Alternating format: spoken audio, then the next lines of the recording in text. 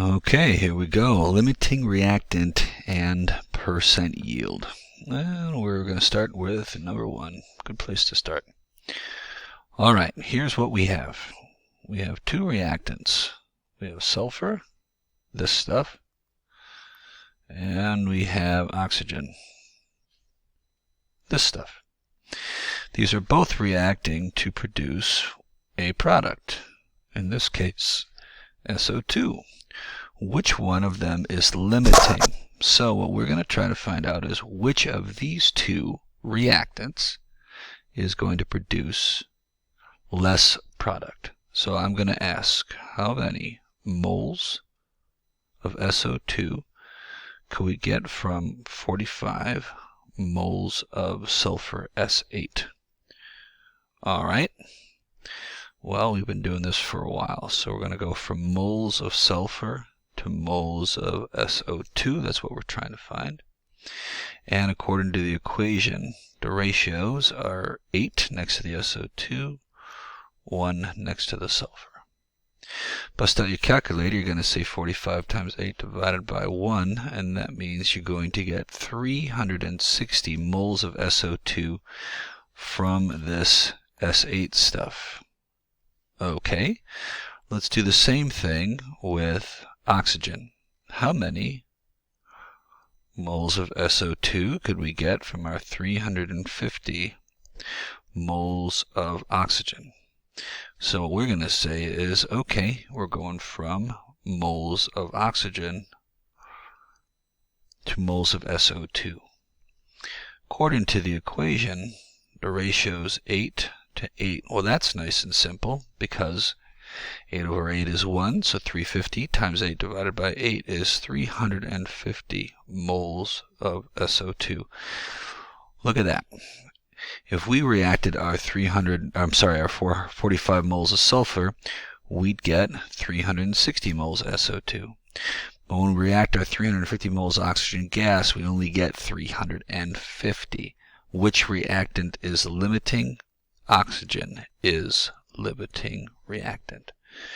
It's not just the answer is oxygen, it's knowing how to get there. Okay, that's how we know, because this oxygen produces less of the same product than the other reactant.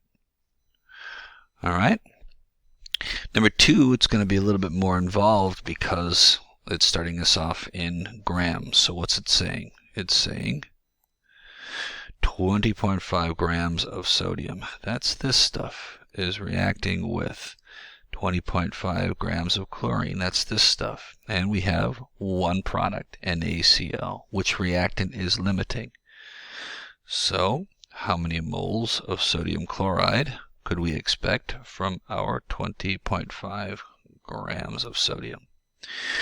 All right, well, you know how to go from mass to moles. We're going to say grams of sodium to moles of sodium. In 1 mole, 23 grams.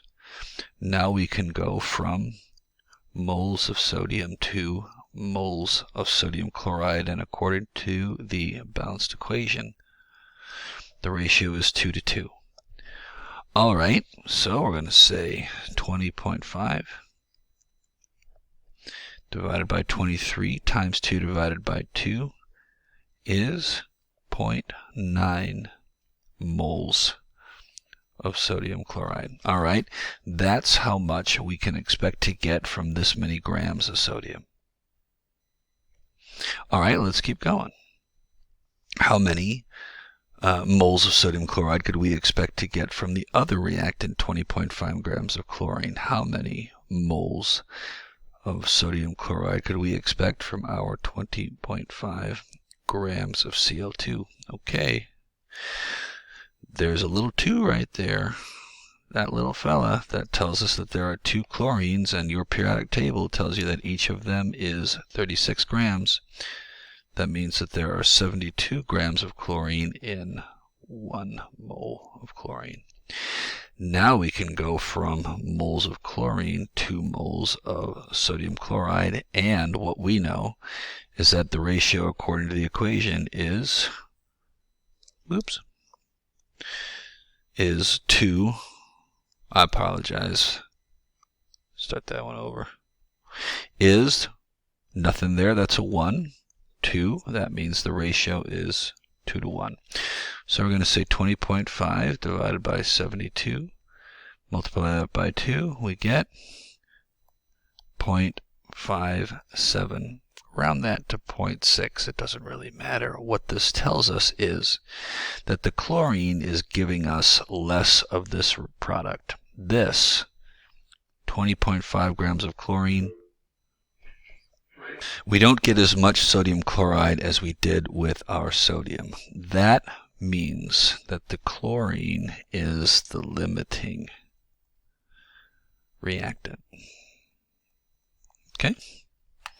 That's all you do, ladies and gentlemen. That's all those two questions are asking for. Now we're going to step up to one of the big guys. And this one's going to ask us a few things. All right? We're not going to worry about the equation. It tells us that we have CH4, that's called methane. We're going to react it with water to produce carbon monoxide and hydrogen gas. We're not worried about that. What the question is asking is, if 65 moles of methane are combined with 70 moles of water, which is the limiting reactant? All right, this one's a little different because there are two products. Which one are we going to use as our test? We could ask how many moles of CO would we get from our methane. We could ask how many moles of CO would we get from our water. Or we could ask how many moles of H2 would we get. Well, ladies and gentlemen, this one references H2 at the bottom. Okay? We're going to use that one as our test because it'll just save us some time. It's going to ask us for the theoretical yield of H2 in grams. So if we already know how many moles we have, it just saves us for a couple of steps. I'm going to ask how many moles of H2 could we get from 65 moles of CH4. All right. So we're going to go from moles of CH4 to moles of H2. The equation's right here, ladies and gentlemen, and the ratio is 3 to 1. Tells us right there, 3 to 1. We're going to say 65 times 3. That's 195 moles of H2. Let's do the same thing with our H2O. How many moles of H2 could we get from our 70 moles of H2O? All right. Well, here we go.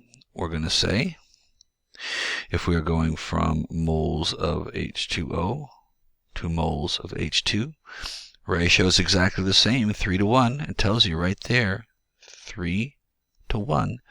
And we're going to take 70 and multiply it by 3. We get 210 moles of H2. Ladies and gentlemen, the methane only allows us to make 195 moles of H2. That's all we're going to get. The water would let us make 210, but we're going to run out of methane before that happens. So what's the theoretical yield of H2? We can expect to get 195 moles of H2. That's it. That's the theoretical yield. That's what we expect. Well, what does it tell us about the actual yield? The percent yield, if all we actually get is 150 moles. What's the percent yield? So we're going to do one more where we say, okay, and here's the equation right there. I'm going to write it down again one more time. We're going to say percent yield. It's equal to our actual yield over our theoretical yield. We're going to multiply that by 100. So we actually got 150 moles of H2. The methane ran out at 195 at our theoretical yield. What's our percent yield? I'm going to take 150. I'm going to divide that by 195, and I'm going to multiply that by 100. Ladies and gentlemen, that is 77% yield. That's all I'm asking you to do. Okay, this extra credit question, I'm not going to do an answer key or a study or a how to do it video for this one. But if you're curious and you want to see how to do it, you can come talk to me and I'll happily show you. You can only get extra credit if you try it and get at least, well, we got to get the right answers on all of those. All right, you want to come talk to me? I'll show you how to do it. This is honors chemistry level stuff, ladies and gentlemen, so don't try it unless you know what you're doing. And remember, try if you dare.